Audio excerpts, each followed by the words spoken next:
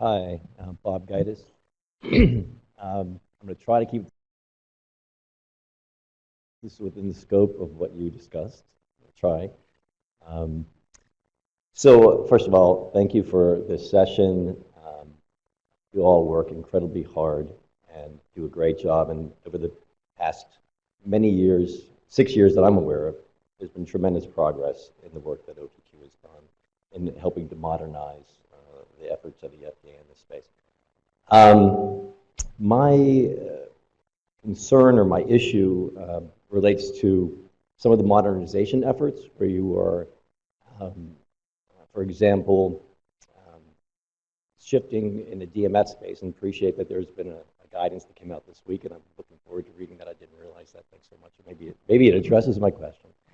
That the shift to submission through ECTD perhaps might be having an impact on transparency. My understanding is previously, after products were reviewed, and that the, for example, the holder of the DMF holder could go in and review or see and make copies in the FDA document room of the review that CDER or CBER reviewers might have done. But the shift to ECTD now requires, has changed that, then you have to submit a FOIA request.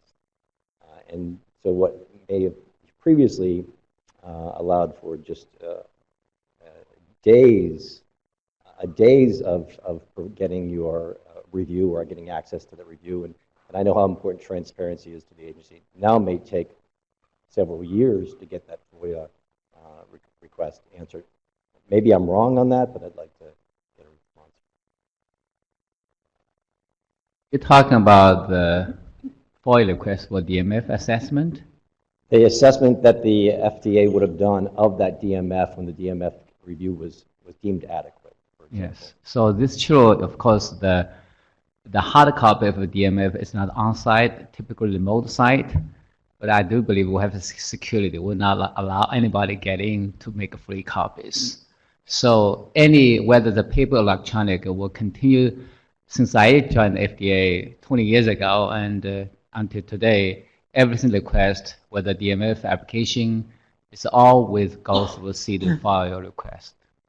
It was always FOIA. It's always this case. And until you talk about 30, 40 years ago, which I cannot tell, as far as I know, it's all require FOIA test, because in the DMF assessment, there's a lot of confidential information.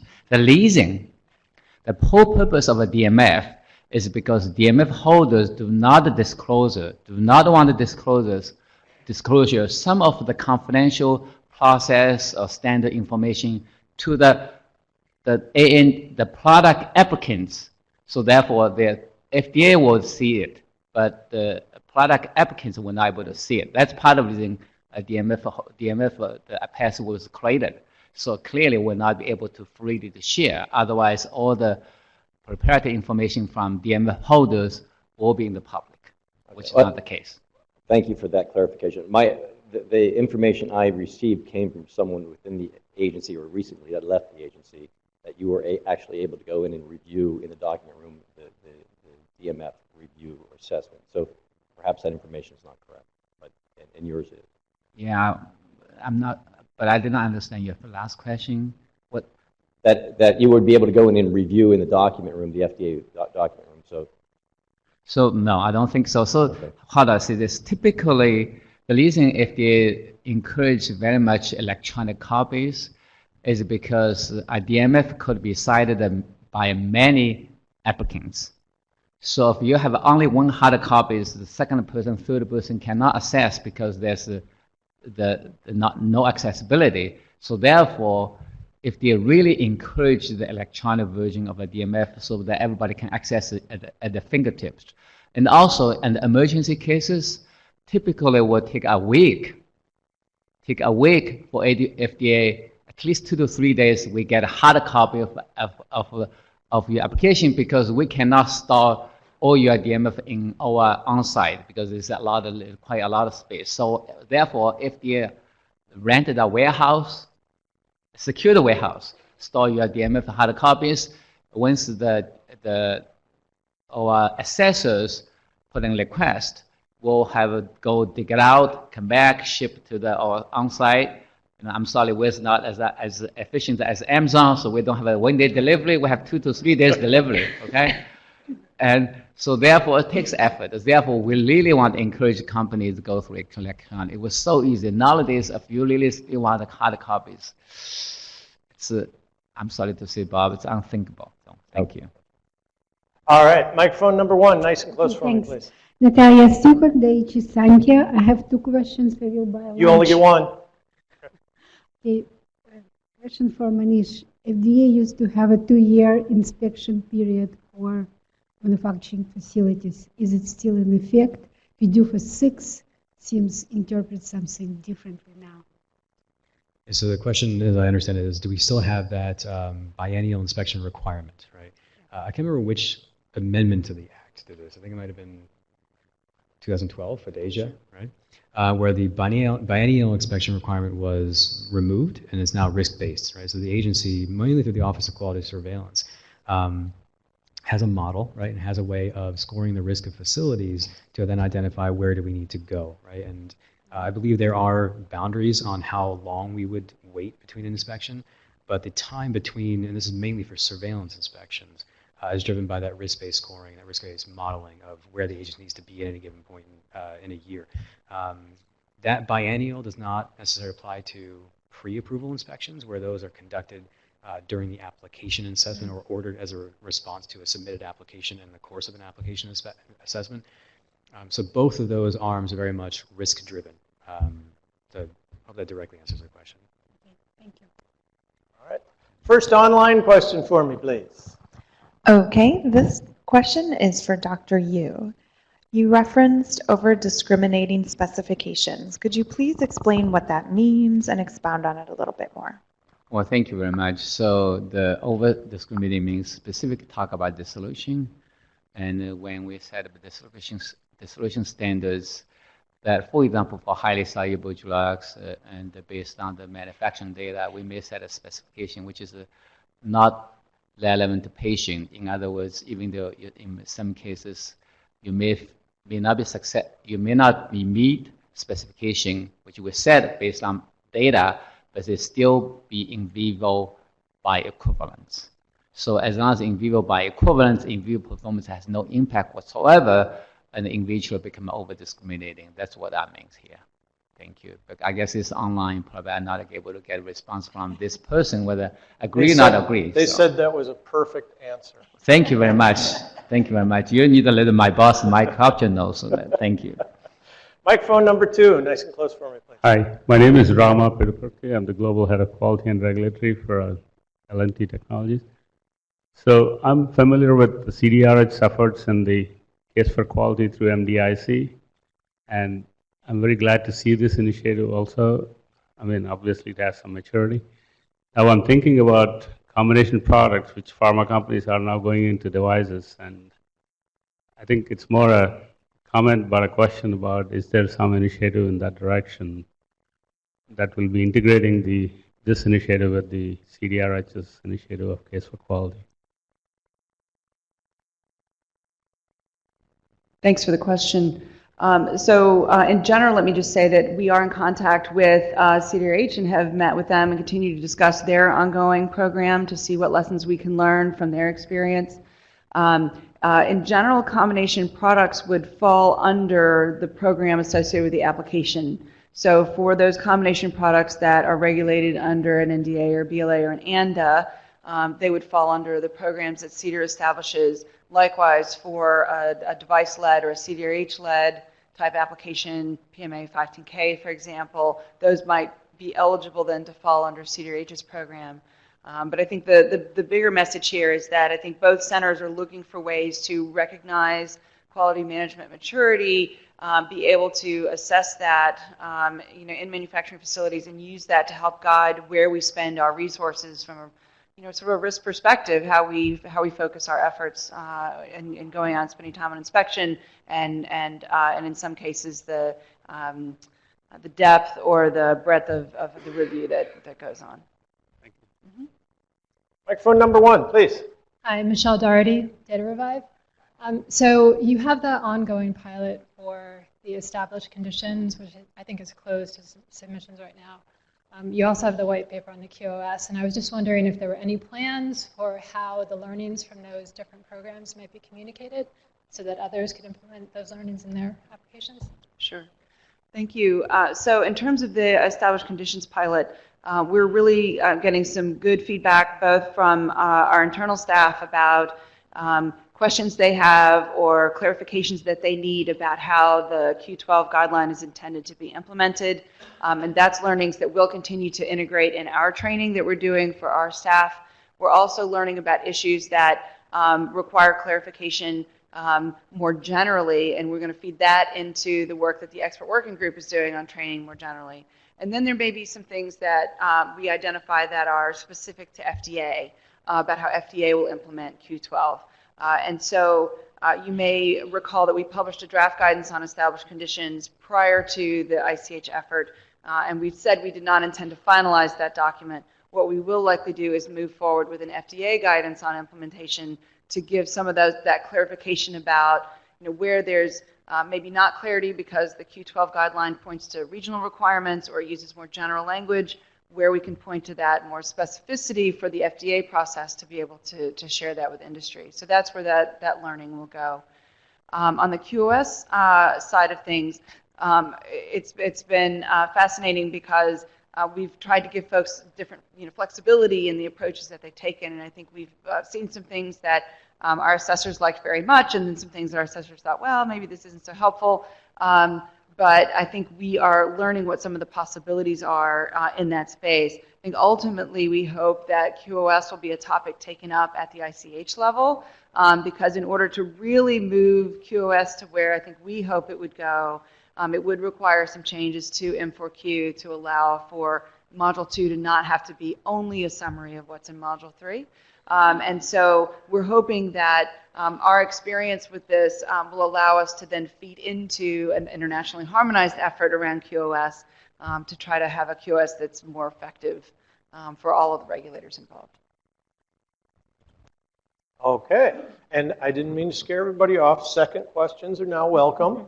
If there's any questions in the room, come up to the mic, but I know we have questions online. Please, Lisa. Sure. This question is for Dr. Ramanadham. Could you talk about some of the tools FDA is using to integrate risk information? For example, from product, process, and facilities for suppliers and supply chain. Was what kinds of tools are we using, or rather what information are we using to get a better understanding of risk? Well, you heard about a couple of those initiatives. For example, CASA, right, helps us capture knowledge across application assessments. We can then go back and figure out, well, what do we say about a previous control strategy or a process or a unit operation or a specification, whatever it might be. We have our collaboration with the Office of Quality Surveillance, which they maintain quite a big repository about information on facilities from surveillance inspections, quality sources like field alert reports and recalls to help us get a picture of how a site is operating in the real world, which then informs our decisions for application assessments on one angle. We have all the information that we gather from mutual recognition, which tells us what other regulators are seeing about sites and facilities there. We have, to give you an example, those three to give you examples of multiple different data sources coming together to help us answer questions that are relevant for different sides of the assessment practice, assessment groups in OPQ. Now these are all growing and maturing and evolving, and I think we're learning so much about the power of these different data sources and how not only they help us now, but what we can tweak and modify going forward to become even better at this and get better knowledge and better information. We're certainly looking forward to Q12 because that's going to help us really understand application commitments over the product lifecycle, and that will be another sort of information source that helps understand what's happening in the product lifecycle and whether or not applicants and facilities are making good on their commitments as well. That'll be another data source for us to consider. And I'd have to make a shout out to our folks working on quality metrics too, which help us see, again, the health of a pharmaceutical quality system. So you take all these different angles from the application side, the post-market implementation side, the facility side, and they all coalesce together to help us understand how to answer questions that are relevant to specific assessment disciplines in OPQ. Okay, microphone number one, nice and close, please. My name is Denise Baker from AstraZeneca. My question is for Mahesh. Ashley mentioned the Q12 coming, and of course, the key question about effectiveness of the PQS. Does the new OPMA have a role, or what would be their role in determining the effectiveness? So I'm sorry, I'm not familiar with Q12, so I'm not sure. No, I'm kidding. I'm very excited about Q12. Yeah, OPMA, along with the other assessment disciplines in OPQ, have a very big role in not only established conditions, but understanding the PQS side of the house. To put that into context, we've been doing training for our staff for over a year and a half now, maybe closer to 2 years, to get them ready for the implementation of ICH Q12. Now, it's everything from how do you look at proposals in an application to determine what are those truly impactful elements that are impacting quality, product quality. So what, like CQAs, CPPs, CMAs, all that stuff. All the way down to how do you appreciate the pharmaceutical quality system at a product oversight level, even into a site implementation level. So we recognized the need for this a long time ago. I think shortly after we signed Step 2, we started going into our training efforts because we knew this would be almost like turning a cruise line around to change our assessment philosophy and our preparedness for this. But when it comes to the PQS elements, OPMA, as well as the other assessment disciplines, are going to be interested in knowing when we determine what an established condition is, and then by default determine what's managed in the pharmaceutical quality system only, those quote-unquote elements that are not going to be established conditions. Our assessment groups are going to want to have some confidence that when we hand certain things over to the PQS alone and not have them managed through supplements to the application, that those PQSs are functioning well, that they have good change management programs, that they are employing the practices and the process validation guidance to look for trends, get ahead of deviations before they happen, correct problems in a timely fashion, improve the product and process, so not just prevent failure, but make things better. All that information that we gather from some of the data sources I mentioned in a previous question is going to inform us on whether or not how confident we are in that pharmaceutical quality system. So OPMA will have a big role in that when it comes to assessing the manufacturing operations, but you can appreciate, hopefully, that it expands to drug substance elements, analytical testing elements, any established condition that could be in Module 3. Anyone who's touching Module 3 will have an interest in how good is that PQS operating, how well is it operating, excuse me. All right, we've got time for one more question. Microphone number 2, please. Yes, hi. My name is Christina Macallan from Meridian Pfizer. My question is to Ramanadham. If a manufacturing facility has received a 483 and then after a warning letter, with what frequency the inspectors will return to the site to ensure those items identified have been addressed? And even if they've already kind of returned with this scenario of like having a 483 and warning letter, then what would be the next regulatory enforcement action? So I have to be a little careful here because the operations that you're describing really fall to our Office of Manufacturing Quality on the enforcement side and really fall off of surveillance inspections. So I can't speak to any kind of rates, but I can tell you in general, if we're down that road of a 43 leading to a warning letter, we're usually in a situation now where the agency is going to want to go verify corrective actions and to make sure that those issues that led to the warning letter have been adequately resolved and that we can have confidence in future manufacturing operations. Now, the tools that office will use in conjunction with the Office of Regulatory Affairs to verify those corrective actions are risk-based. They're tailored to the issues that we're seeing. We have to be balanced in how we oversee and verify corrective actions.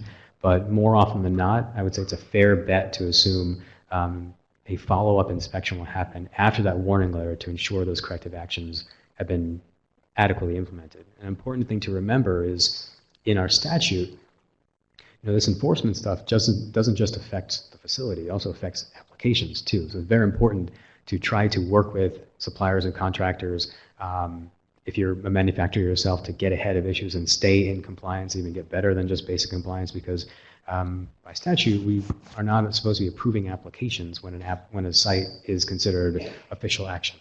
So the impact of this is much bigger than just a warning letter. And I just wanted to make that statement there too. Thank you. All right, and I recognize that there were other questions. Unfortunately, we're running just a little bit behind schedule, and to keep us on schedule, please help me thank our panelists for coming